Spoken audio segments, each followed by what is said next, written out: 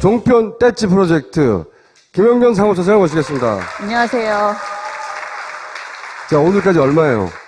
4,500명에 5,600만 원 약정됐습니다. 제가 지난주에 아직 돈을 한 푼도 못 받았다고 말씀을 드렸는데 항의 전화가 왔어요. 나는 보냈다. 나는 민주언론 시민연합에서 돈이 빠져나갔다.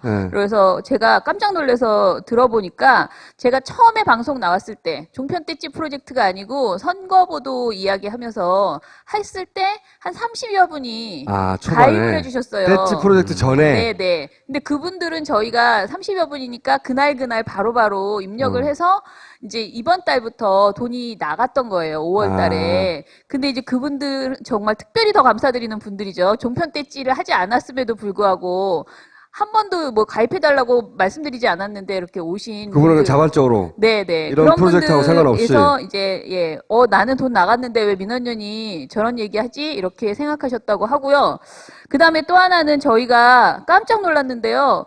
그 통장을 정리를 안 하다가 가서 보니까 찍어봤더니 그 익명의 후원금들이 1,000만 원 정도가 들어왔습니다. 그건 저희 주시죠 그럼. 아니, 굉장히 너무너무 크게 감사드립니다. 이게 정말 보면서 깜짝 놀랐어요. 그냥 이름도 쓰지 않고 익명으로. 예, 그리고 전화를 주셔서 누군지는 이름은 말하지 않겠다. 내가 오늘 얼마를 보냈다. 이런 전화를 이제 하지만 통장에 나오지 않나요?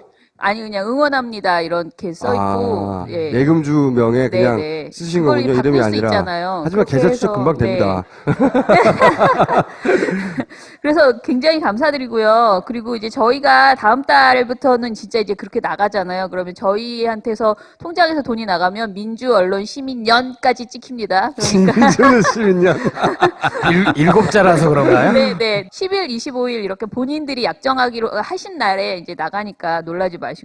그리고 이제 저희가 해외에서 후원하고 싶으신데 저희는 회원가입이 한국에 계좌가 있어야만 했어요. 그래서 저한테 개별적으로 굉장히 전화를 많이 주시더라고요. 전화도 주시고요. 그 페이스북으로 메시지도 보내주시고 그래서 제가 또 했습니다. 그래서 페이팔 ccdm1984라고 저희 민원연 이메일인데요. ccdm1984 한메일.net으로 페이팔을 이제 계좌를 저기를 해서 이 아이디만 치면은 보내주실 수 있다고 하더라고요. 그러니까 좋네요. 저는 페이팔을 잘 몰라요.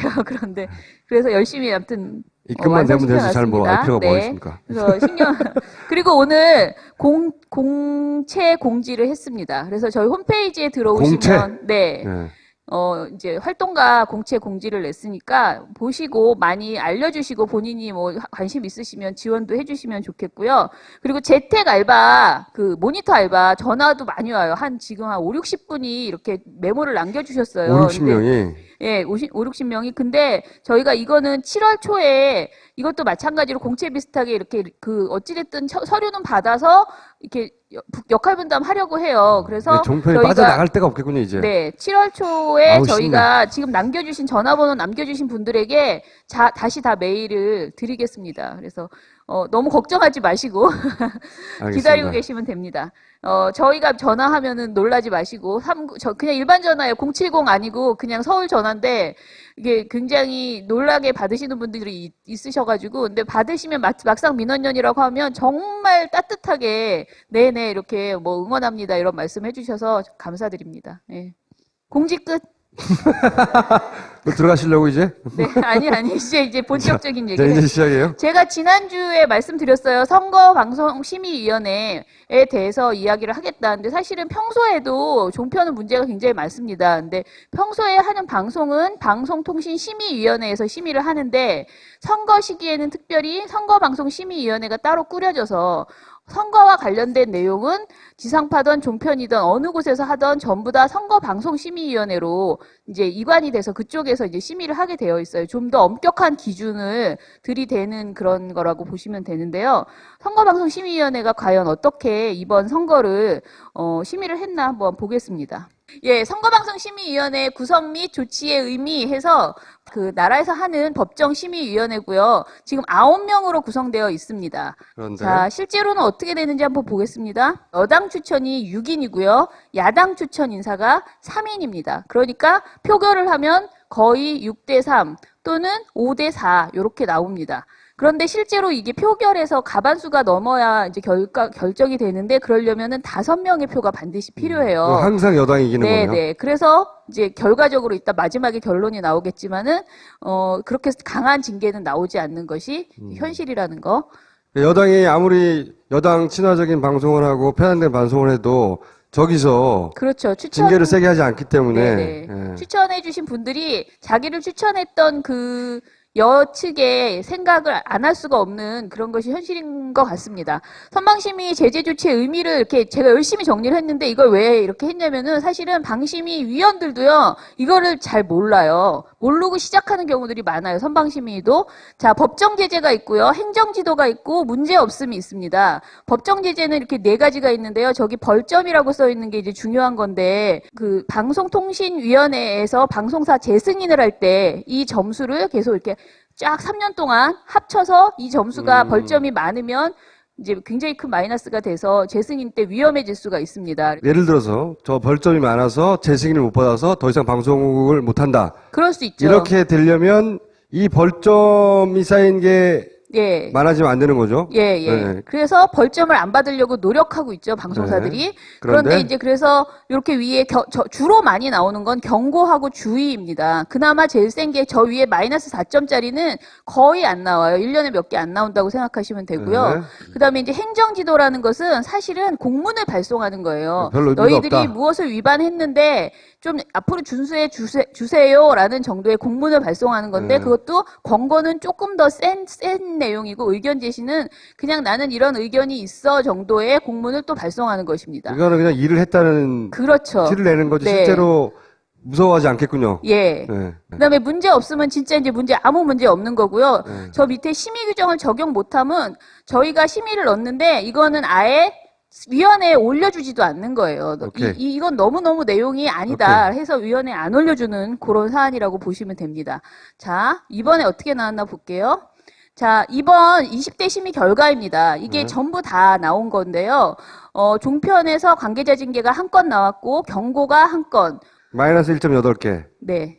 대부분 종편에 나왔네요. 거의 종편이 지금 한마디로 이 방송통신심의위원회와 선거방송심의위원회를 괴롭히는 주된 그 방송사들이 이제 종편이라고 보시면 됩니다. 아, 요것도 선거방송심의위원회에서 나온 건데요. 시사정보 프로그램 기준을 위반했다라고 해서 의결이 나온 게 30건. 이게 이외에요. 객관성을 위반했다는 이유로 의결이 나온 게 29건. 정치적 중립을 지키지 못했다고 해서 나온 게 21건. 공정성을 위반했다는 게 19건. 이런 식으로 쭉 되어 있습니다. 이걸 어떻게 구분하죠? 객관성과 공정성과 정치적 중립을 어떻게 구분하죠? 그 심의 규정이 있어요. 근데 그걸 보면은 대략 뭔지는 아마 느끼실 텐데 대부분의 그 방송이요 동시에 위반합니다. 객관성도 위반하고 그렇죠. 공정성도 위반하고 형평성도 형평성과 위반. 공정성을 동시에 위반하고. 아니, 그러니까 이게 말도 너무 이상해. 형평성과 공정성과 객관성과 중립을 어떻게 다 구분하지? 다 같은 거 아니에요? 심의가 잘 되었는지 한번 볼게요. 저희가 이게 이번 선방심의가 작년 12월 14일부터 올해 5월 13일까지 이루어졌고요. 20번의 회의를 했습니다. 20번의 회의를 하면서 나온 징계들이 뭐가 나왔는지 한번 보는데 지금 강한 것부터 보겠습니다. 총 20차 심의회를 통해서 받은 중징계 뭐가 나왔는지 한번 볼게요.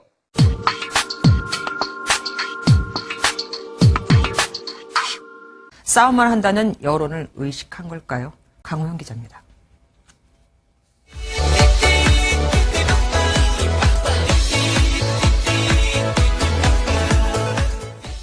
새누리당 김무성 대표와 원유철 원내대표 그리고 주요 후보자들이 여의도와 서울 시내를 배경으로 한쪽으로 뛰는 모습이 연출됐습니다.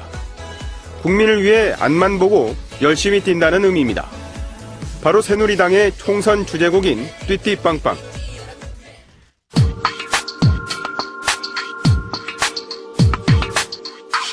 그러니까 일반 가정에서도 예. 무슨 일을 해서 그 아들을 데려다가 뭐 쓰려면은 어머니가 반대하면 한 번 가서 설득을 하고 전화라도 한 통 하는 아, 게 어머님 괜찮습니다. 그렇죠. 이렇게. 연세가 90대 벌써 중반이신데 그건 어떻게 보면은 인륜, 천륜 이것까지도 어긋나는 정치의 어떻게 보면 비정함이고 저열하고 수준 낮은 정치라고 볼 수 있습니다. 저런 경고를 맞을 때는 본인 그 회사에서 담당자가 와가지고 이제 뭐 진술 변호를 해요. 자신들이 왜 이렇게 만들었는지 뭐 사과의 말도 하고 이러는데 그 들은 다음에 한 심의위원이 한 말이 이 사람은 선거방송의 기본적인 원칙에 대한 개념이 없는 것 같다. 지금 MBN의 정치부장께서 그렇게 평을 했어요. 그리고 로고송이 나왔기 때문에 재미있게 다양한 그 제작 요소를 혼합해서 재미있게 만들겠다라는 생각 이상의 것이 없었던 것으로 보인다. 이 방송을 봤을 때 그렇게 해서 굉장히 심각하게 여겼고요.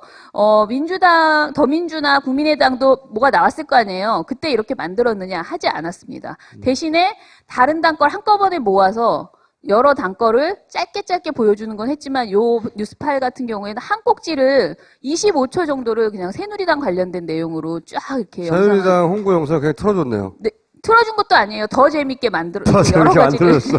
여러 가지 이렇게 믹스해가지고 더 재밌게 만들어주는 방송을 했고요. 그게 근데 유일하게 마이너스 4점이라고요? 네네. 저거 하나만 우리가 이때까지 본 거 다 어떻게 하고 그것만 달라고. 그러니까요.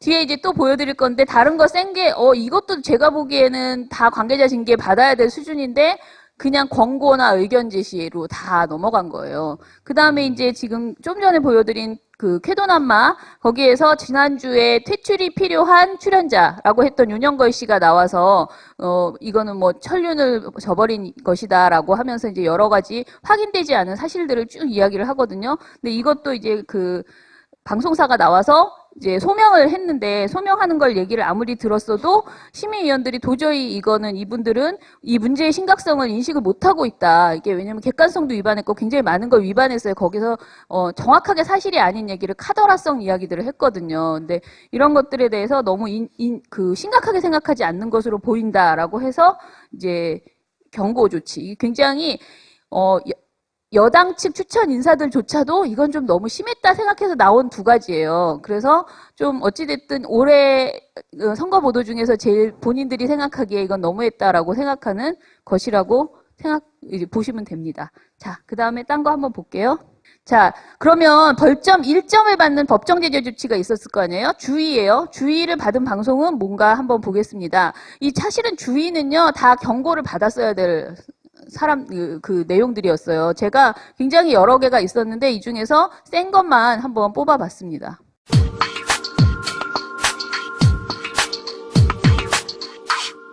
지금 대한민국의 정치 실종 상태가 벌어지고 있는 근본 이유는 야당 정치의 무능함, 무원칙, 무책임 때문입니다.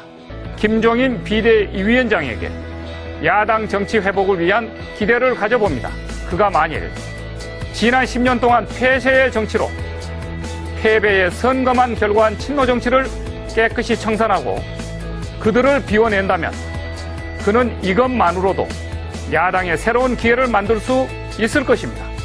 김종인 선대위원장은 대한민국의 양심, 대한민국의 지식인이 보기에는 너무 안타까운 거예요. 아닌 거는 대한민국 국가 발전에 저해가 되고 정치 발전에 저해되는 요인들은 아니다고 말씀하시고 과거에 잘못된 건 반성을 하시고 이렇게 하셔야지 야당도 정신 차리고 잘하지. 저렇게 겨무 들고 똥 묻고 서로 굴러가면은 어떻게 국민들이 판단을 하고 누가 뭐가 옳고 그러다는 거를 식별하겠어요. 네.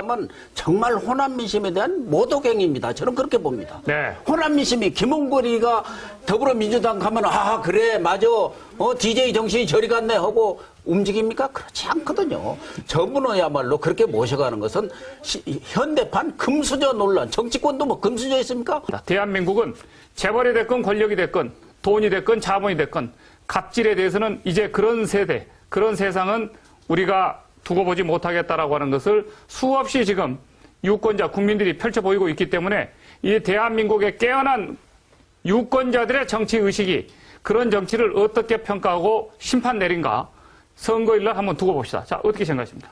물갈이 대상으로 거론되고 있는 유승민계 대구 의원들은 호락호락 물러설 수는 없다며 배수의 진을 치고 있는데요. 임박한 TK 목장의 결투를 박준혜 기자가 전망했습니다. 위기감을 느낀 비박, 친유승민계 현역 의원들은 서둘러 예비후보에 등록하며 맞대응에 나섰습니다. 이른바 진박 마케팅에 대해 대구 지역민들은 과도하다는 의견과 이해한다는 반응으로 갈립니다. 한 여론조사에서는 진박 연대에 대해 대통령을 선거에 이용하는 잘못된 행동이라 답한 응답자가 53.7%로 공감한다는 의견 30.6%에 앞섰습니다. 김원걸 의원이 입당하는 것에 대해서 연락이 까는 거죠. 한마디로. 예. 뭐 이게- 금수저를 물고 어쩌고저쩌고. 그렇게 따지면 박근혜 대통령은 자기 아빠 때문에 대통령이 됐는데. 그러니까 시사 탱크는 정말 많은 게 올라갔어요, 이번 선거 때. 그런데 주의 받은 게 거의 마이너스 내용- 1.1. 예, 네. 이거 하나는 아니고 지금 나온 게 다 주의, 요것이 다 주의예요, 마이너스 1점. 근데 요 정도만 마이너스 1점을 받은 거죠. 이거보다 사실 저는 이 내용들이 사실은 마이너스 1점 수준은 아니라고 보는 거죠. 그리고 이 채널A 종합뉴스 같은 경우에는 왜 주의받았는지 잘 모르시겠죠. 네. 근데 이 내용은 사실은 여론조사 조항을 굉장히 위반했어요. 여론조사를 이렇게 이야기를 할 땐 아까 그 여론조사 관련된 내용은 몇 퍼센트 막 이렇게 이야기를 하는데 그것을 어떤 조사인지 정확하게 밝히고 그 여론조사 관련된 자막을 원래 이렇게 실어주거나 그 정보를 다 제공해야 되거든요. 근데 이런 말이 없이 한 여론조사에서는 그러면서 막 퍼센트 어쩌고 저쩌고 하면서 앞섰다 이런 식의 이야기들을 하고 그다음에 그거 말고도 여기 이 보도에서 굉장히 여러 가지 뭐 객관성, 사실보도 여러 가지 조항을 다 위반한 것으로 이렇게 한마디로 나와요. 말해서 전부 다 지나치게 가벼운 징계를 받았다는 거잖아요, 지금. 말도 안 네. 되게 가볍게 나오는 거예요. 그러니까 대화를 할 때는 그래도 비교적 이거 심각하다라고 하지만 막상 표결에 들어가면 그 아무리 강한 내용, 이거 비판을 세게 해도 아까 그 6대3 구조 속에서 아무리 심각하게 큰 목소리로 비판을 해도 결국은 표결로 되면 주의 정도에서 그치게 되는 거죠. 이번에는 벌점 3번 벌점을 전혀 안 받는 권고와 의견 제시를 받은 것이 무엇인지 한번 보겠습니다.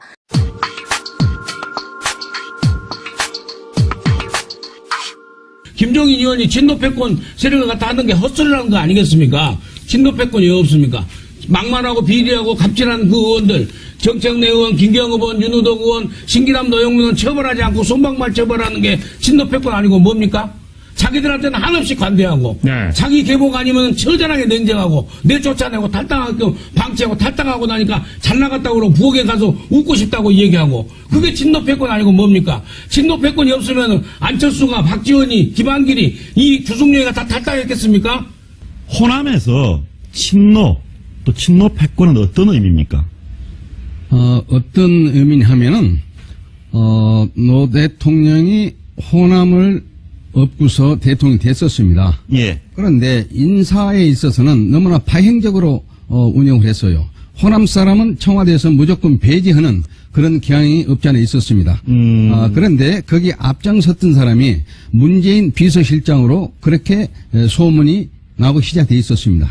왜냐하면 문재인 전 대표가 그분이 책을 한 권 썼는데 예. 자기 아버지가 사업을 하다가 망했던가 봐요. 예. 그런데 마치 전라도 사람들이 자기 아버지부터 물건을 가져다가 팔아먹고 떼먹은 양 아주 예. 호남을 그렇게 비하하는 책도 쓰고 그랬어요. 네, 본격적인 토크에 앞서서 오늘 저희도 방송을 오래 해야 되니까 다들 기저귀 차고 나오셨죠? 예. 물 안 먹겠습니다. 예, 물 조금만 물안 드시고요. 먹겠습니다. 네. 친노 화평이 아니라 조선 팔도에 흩어져 있는 친노분들 싹 모은 친노 집결 선대위 아니고 뭡니까 이게? 이런 선대위를 놓고 문재인 대표께서 이제 사퇴하시겠다? 사퇴하시나 안 하시나 똑같아요. 문재인 대표하고 친노그룹 그리고 김종인 선대위원장 정말 그 더불어민주당과 지지하고 기대를 걸었던 사람들을 두 번 속인 거다. 저는 이런 두 번 기만 선대위라고 규정하고 싶습니다. 거리의 노숙 정치 세력, 80년대 운동권적 투쟁 정치 세력들을 혁신해내는 것이 지금 더불어민주당에게 새로운 활로입니다. 이 김종인 당대표가 지금 사방팔방으로부터 정체성 시비 논쟁에 빠져 공격의 대상이 되고 있지만 만일 그가 파격적인 공천개혁으로 친노 패권 정치를 말끔히 청산해낸다면 제가 봤을 때 그는 이 모든 공격의 화살들로부터 단숨에 비켜설 수 있습니다. 저는 20대 총선의 최대 의미는 바로 우리 대한민국이 추구하는 헌법 정신, 그리고 우리 대한민국이 추구하는 자유통일, 이런 거에 대해 반기를 들고 그런 게 사사건건 이렇게 딴지를 거는 이러한 세력들이 국회에서 얼마나 지금 꽈리를 들고 다시 활동을 할 건지 이것이 저는 관전 포인트라고 보고요. 그러면 저는 그래서 실제 생각을 저는 이렇게 적어봤습니다. 예. 지금 뭐 확실히 인기가 있는 거는 맞는데요. 예. 이 인기가 과연 나라를 얼마나 위하는 것이냐 하는 역풍이 곧 또 불 우려도 저는 있다고 보거든요. 예. 그래서 행가래 치는 거 너무 좋아하다가요. 나중에 떨어져갖고 디스크 걸릴 수 있거든요.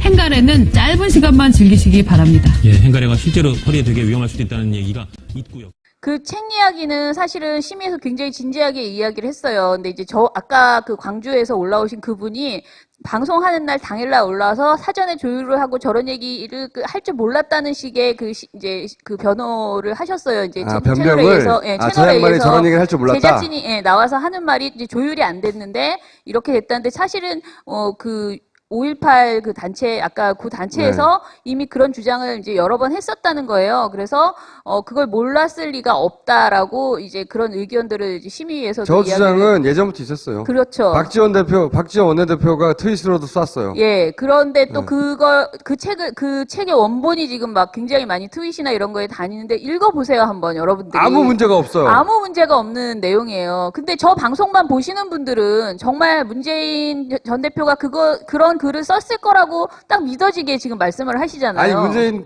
바보도 아니고, 우리 아버지가 호남 사람에게 사기를 당해가지고 망했다. 이렇게 썼겠어요? 사실도 아니거니와?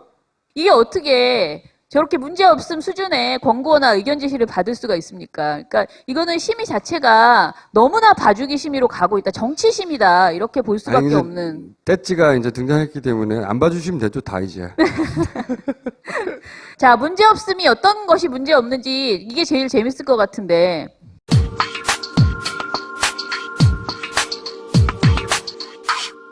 근데 전 아까 그 박선숙 전 의원. 전 의원.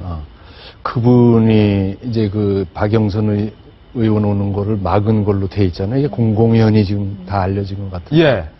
그걸 보면서 정말 얼마 안 되는 식구에 지금 뭔가 좀 당겨와야 되는데 그 말이 딱 맞군요. 어떤 말이요?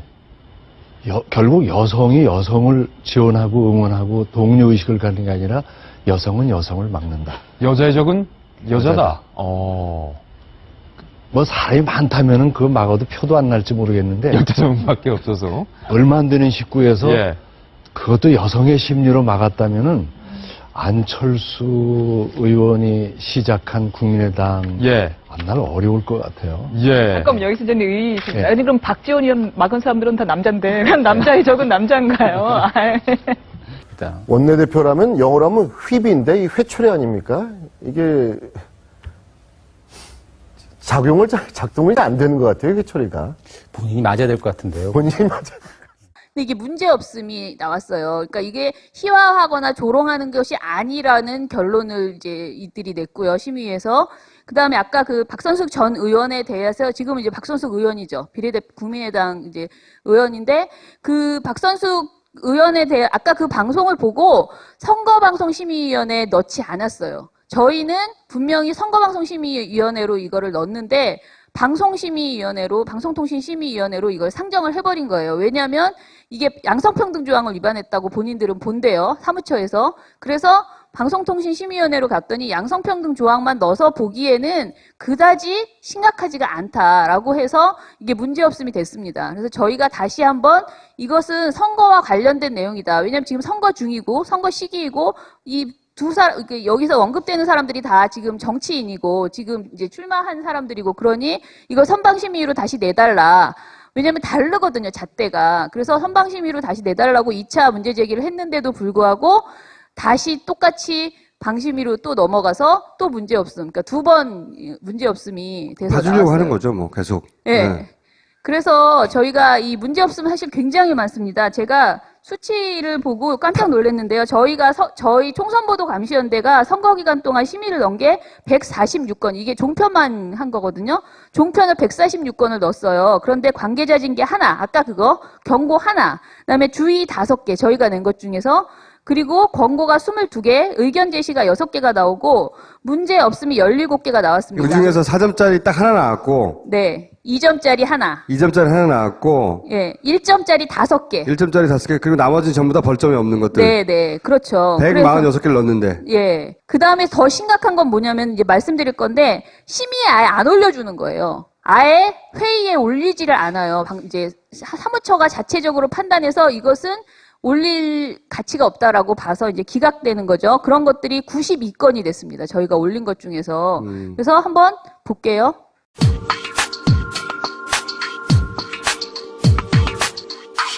저희가 보면서 문 대표께서 비판받으시는 이유 중에 하나는 그런 것 같습니다. 본인들, 친노 본인들에게는 좀 관대하고요. 타인에게는 좀 엄격한 것 같습니다. 지금 조금 전에 보면 똑하나 하나의 잣대를 들여야 되는데 친노들은 자기들한테 도움 주는 사람에 대해서는 무한정 인내를 베풉니다. 무한정 그 사람들은 칭찬합니다. 그렇지만 자기들 반대했던 사람들에 대해서는 요만한 것만 있어도 강력히 반대하는 그런 모습들을 보여주고 있는 것입니다. 예, 그 결과로 나갈 사람 다 뭐 내보냈습니다. 남은 사람끼리는 똘똘 이렇게 한 목소리 내고 있습니다. 들어보시죠. 이들과 불화를 겪었던 분들이 뭐 쫓아냈는지 뭐 자기는 쫓아내지 않았다고 얘기를 하지만 이제 남은 분들끼리 똘똘 뭉쳐서 일사불란하게 이제 구호하고 앞으로 가는 겁니까? 이 친노가 배타적이라는 것은 벌떼 근성이 있습니다. 벌떼요? 예. 예. 어떻게 보면 상당히 벌떼라는 것이 결집하지 않습니까? 일거에 가서 무슨 문제점이 있으면 문제점이라는 것이 자신들한테 해를 주는 공격을 하는 거기에 대해서는 결사적으로 가서 집중 포화를 퍼붓고 그리고 나머지에 대해서는 몰라라 합니다. 이런 것이 친노의 지금까지 배타성이라고 우리 국민들이 인식을 하고 있을 텐데 지금 친노가 개파가 지금 하나밖에 없는 이 당에서 과연 총선을 칠 때 어떻게 될 것이냐 이것도 또한 자기들끼리 또 총질을 할 수밖에 없을 겁니다. 귀하께서 지적하신 방송 내용을 검토한 결과 야당의 적통임을 표방하는 친노 세력이 국보위에 참여하여 훈장을 받은 전력이 있는 인사를 더불어민주당 선대위원장으로 영입하는 등 기존의 이념 및 노선 등을 고수하지 못하면서 자신의 세력에게는 관대하고 반대 세력에는 엄격한 이중잣대를 적용하고 있다고 비판하는 내용으로 동일 유사한 내용이 더불어민주당과 국민의당의 상호 공방 과정에서 논란이 되는 등 정치권과 언론에서 일방적으로 통용되고 있는 수준이라는 점, 벌떼라는 표현 또한 이러한 취지의 비유적 발언으로 기존의 대담, 토론 프로그램과 비교할 때 과도하다고 보기는 어렵다는 점, 정치 야합 등의 표현의 경우에도 국민을 기반하는 총선 이벤트성 정당 간 연대를 지향해야 한다는 취지의 발언으로 보이는 점 등을 고려할 때 동권에 대해 심의 규정을 적용하여 제재하기에는 다소 무리가 있음을 양해하여 주시기 바랍니다. 한마디로 말해서 야당을 까는 것들은 문제가 있어도 징계를 안 하고 웬만한 건 다 봐줬다는 거예요. 잠깐만요. 몇 점을 받아야 위험해지죠? 원칙적으로 많은 학자들이 말하기를 정말 여기서 굉장히 심각한 점수가 나와도 실제로 종편 그 배점에서는 재승인 배점에서는 그렇죠. 크게 위험하지 않다고 합니다. 그렇지만은 어찌됐든 최대한 많이 나와야 되는데 여기서부터 진입장벽에서부터 마이너스를 못 받고 있는 거예요. 그런데 이제 아까 앞에서 말씀드렸는데 곱하기 2점으로 이제 올라가게 지금 방통위원회에서 제도를 바꿨어요. 그래서 지금 만약에 4점이 받았잖아요. 그럼 8점을 받게 돼요. 선거 때는.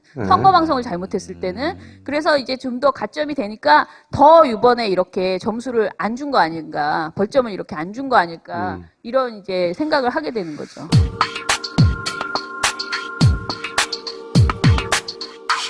(2차) 회의에서 한 심의위원이 한 가지 부탁드리고 싶은 게 있는데요. 제가 사무처에서 주신 자료들을 집에 가서 쭉 읽어보고 공부를 해봤는데 아직도 뭘 심의해야 될지 잘 모르겠어요. 선거방송 심의에 관한 특별 규정이 있기는 한데 이 규정이 상당히 추상적이더라고요. 사례집을 보면 제재에 관한 규정은 있는데 왜 이 제재가 됐는지는 여전히 추상적인 것 같아요. 그런 부분들이 다음 시간에는 조금 더 숙지가 되어야 하지 않을까 생각을 합니다. 실제로 선거방송 심의에 관한 특별 규정을 숙지하지 못한 상태에서 영상을 보면 사실 아무런 의미가 없잖아요. 다른 위원님들도 스스로도 어떤 면에서는 숙지를 못한 상태라고 저는 생각이 드네요. 4차 회의에서 한 심의위원이 죄송합니다. 의견 제시와 권고의 차이가 무엇인가요? 그 제재의 차이가 있나요?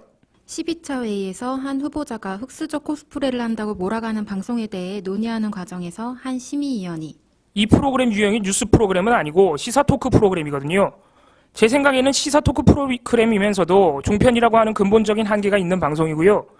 그런 면에서 이 방송을 정치적 중립성, 공정성 위반으로 법정 제재한다면 과연 종편에서는 방송을 할 수 있을지 근본적인 의문이 생깁니다. 이 정도는 시사 토크 프로그램에서 할 수 있는 부분이 아닌가, 심한 표현이 있는 것도 아니고요. TV조선 이번 기회 정치 옥타곤에 대해서 호남 출신 향우들이 전부 3번으로 몰아야 한다고 하면서 한쪽으로 기우는 바람이 있다고 말한 방송에 대해서 심의하면서 표결로 정리하겠습니다. 의견 진술을 찬성하시는 분 거수해주세요. 한 분입니다. 그러면 행정지도 쪽을 표결하겠습니다. 권고하고 의견 제시 둘 중 권고를 찬성하시는 분 거주해주세요. 한 분이고요. 그러면 의견 제시를 찬성하시는 분 거수해주세요. 부족한데요. 그러면 다시 문제 없으면 부결이 됐고요.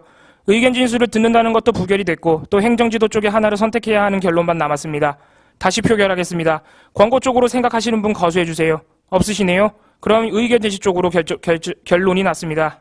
선방심의위원들이 교육이 전혀 안 돼 있는 거예요. 그래서 뭐가 더 점수가 높은지 이런 것들도 사실은 전혀 모르는 상태에서 심의가 막 시작되고 권고가 더 센 건가요? 의견 제시가 더 센 건가요? 이런 발언도 나오고 그리고 열심히 토론하지 않고 표결해버리는 결과가 굉장히 자주 있더라고요. 그러니까 가만히 냅두니까 그런 거거든요. 지들 마음대로 하는 거거든. 아무도 신경 안 쓰니까. 그리고 그 사람들이 제지하지 않으니까 방송은 지 마음대로 하는 거고. 예. 그 방송으로 지들 마음대로 선거 결과를 만들어내고 싶은 거예요. 내버려 두면 계속 가는 거야. 이걸 막자고 시작하는 거기 때문에 모조리 때려잡아야 돼요. 감시. 감시하겠습니다. 네. 오늘 여기까지 하겠습니다. 감사합니다. 감사합니다. 사람들은 말합니다. 점수를 쌓아라, 인맥을 쌓아라, 스펙을 쌓아라. 언제까지 쌓아야 할까요? 자신의 생각을 말할 수 있는 사람, 가만히 있지 않는 사람, 스스로 자신의 길을 걸어가는 사람. 사람이 살아가는 학교, 지혜학교. 철학인문학대안학교 지혜학교에서 신편입생을 모집합니다. 종편 떼치 프로젝트 김영경 사무처장을 모시겠습니다. 안녕하세요. 자, 오늘까지 얼마예요? 4,500명에 5,600만 원 약정됐습니다.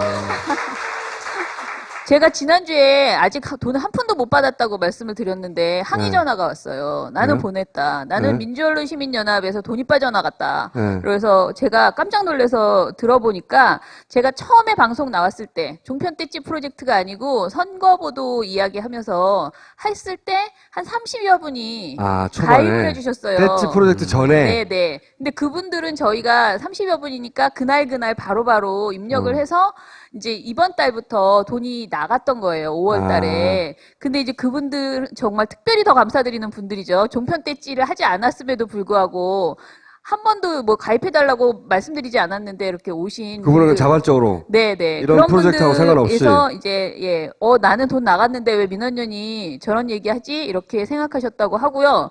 그 다음에 또 하나는 저희가 깜짝 놀랐는데요.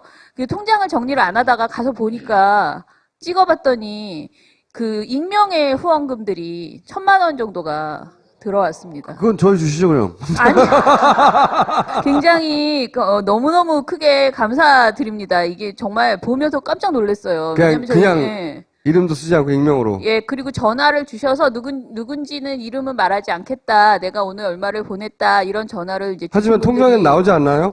아니 그냥 응원합니다 이렇게 써 있고 예. 예금주 명에 그냥 네네. 쓰신 그걸 거군요. 이름이 바꿀 수 아니라. 있잖아요. 하지만 그렇게 계좌 추적 해서, 금방 됩니다.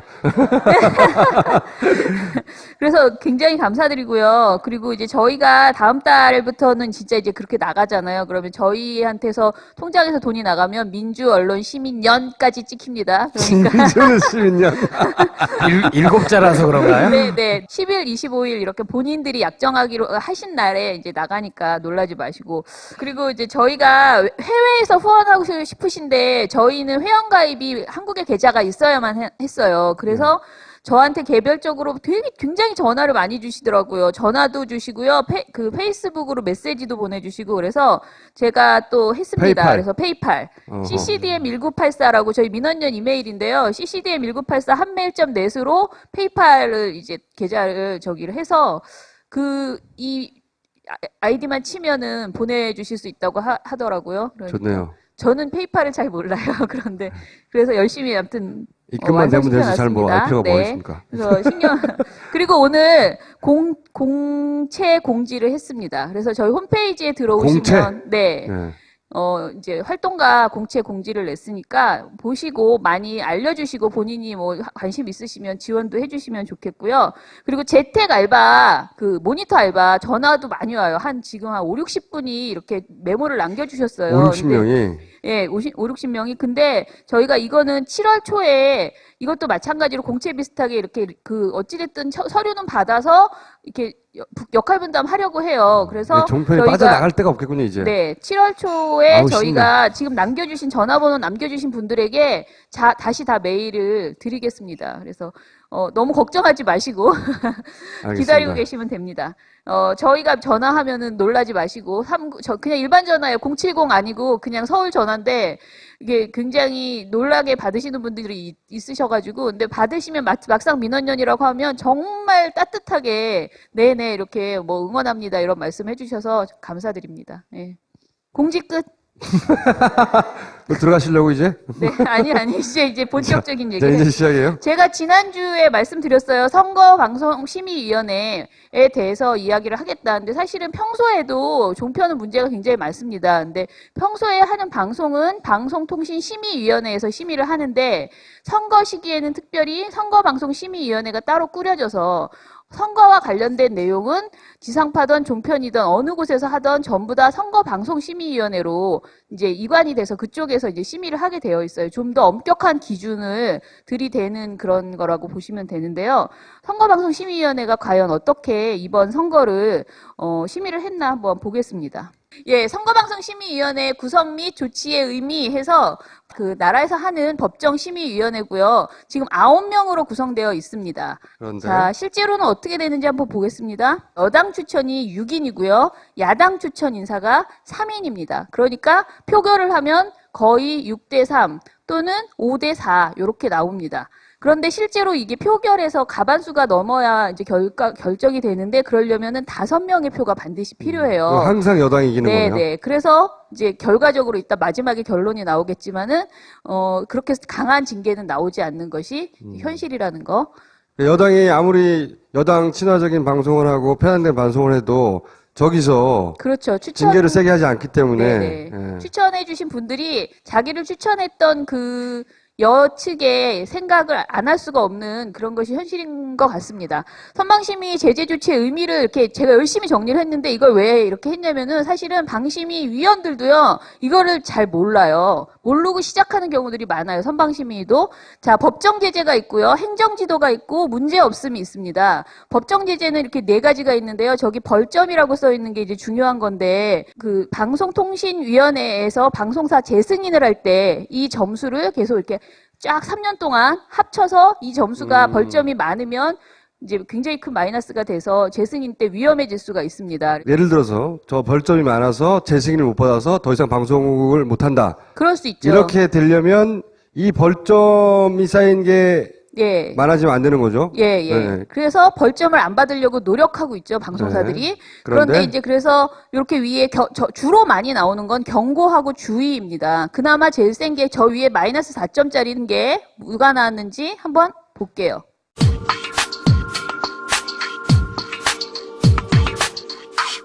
싸움을 한다는 여론을 의식한 걸까요? 강호영 기자입니다.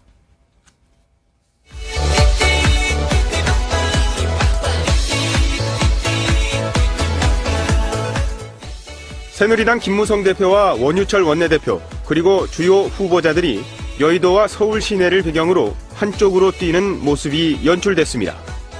국민을 위해 앞만 보고 열심히 뛴다는 의미입니다. 바로 새누리당의 총선 주제곡인 띠띠빵빵.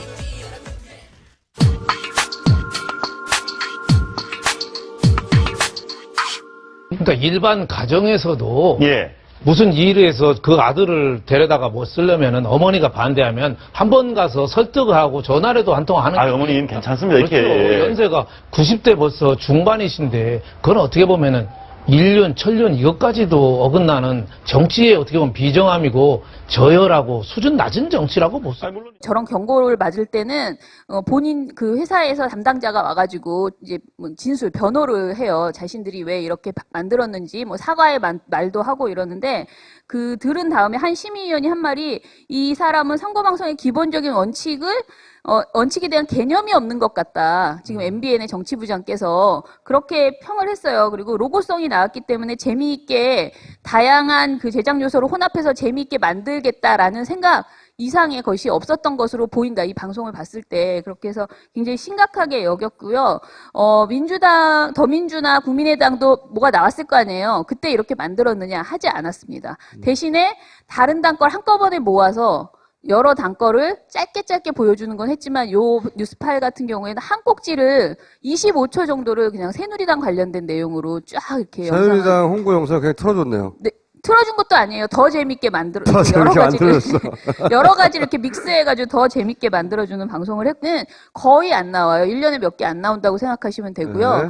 그다음에 이제 행정지도라는 것은 사실은 공문을 발송하는 거예요. 별로 의미가 너희들이 없다. 무엇을 위반했는데 좀 앞으로 준수해 주세요라는 정도의 공문을 발송하는 건데 네. 그것도 권고는 조금 더 센 내용이고 의견 제시는 그냥 나는 이런 의견이 있어 정도의 공문을 또 발송하는 것입니다. 이거는 그냥 일을 했다는 그렇죠. 티를 내는 거지 네. 실제로 무서워하지 않겠군요. 예. 네. 그다음에 문제 없으면 진짜 이제 아무 문제 없는 거고요. 네. 저 밑에 심의 규정을 적용 못하면 저희가 심의를 넣는데 이거는 아예 위원회에 올려주지도 않는 거예요. 오케이. 이건 너무너무 내용이 아니다 해서 위원회에 안 올려주는 그런 사안이라고 보시면 됩니다. 자, 이번에 어떻게 나왔나 볼게요. 자, 이번 20대 심의 결과입니다. 이게 네. 전부 다 나온 건데요. 종편에서 관계자 징계가 1건 나왔고 경고가 1건. 마이너스 1.8개. 네. 대부분 종편에 나왔네요. 거의 종편이 지금 한마디로 이 방송통신심의위원회와 선거방송심의위원회를 괴롭히는 주된 그 방송사들이 이제 종편이라고 보시면 됩니다. 요것도 선거방송심의위원회에서 나온 건데요. 시사정보 프로그램 기준을 위반했다라고 해서 의결이 나온 게 30건. 이게 이외에요. 객관성을 위반했다는 이유로 의결이 나온 게 29건. 정치적 중립을 지키지 못했다고 해서 나온 게 21건. 공정성을 위반했다는 게 19건. 이런 식으로 쭉 되어 있습니다. 이걸 어떻게 구분하죠? 객관성과 공정성과 정치적 중립을 어떻게 구분하죠? 그 심의 규정이 있어요. 근데 그걸 보면은 대략 뭔지는 아마 느끼실 텐데 대부분의 그 방송이요 동시에 위반합니다. 객관성도 위반하고 그렇죠. 공정성도 위반하고 형평성도 형평성과 위반. 공정성을 동시에 위반하고. 그러니까 이게 말도 너무 이상해. 형평성과 공정성과 객관성과 중립을 어떻게 다 구분하지? 다 같은 거 아니에요? 심의가 잘 되었는지 한번 볼게요. 저희가 이게 이번 선방심의가 작년 12월 14일부터 올해 5월 13일까지 이루어졌고요. 20번의 회의를 했습니다. 20번의 회의를 하면서 나온 징계들이 뭐가 나왔는지 한번 보는데 지금 강한 것부터 보겠습니다. 총 20차 심의회를 통해서 받은 중징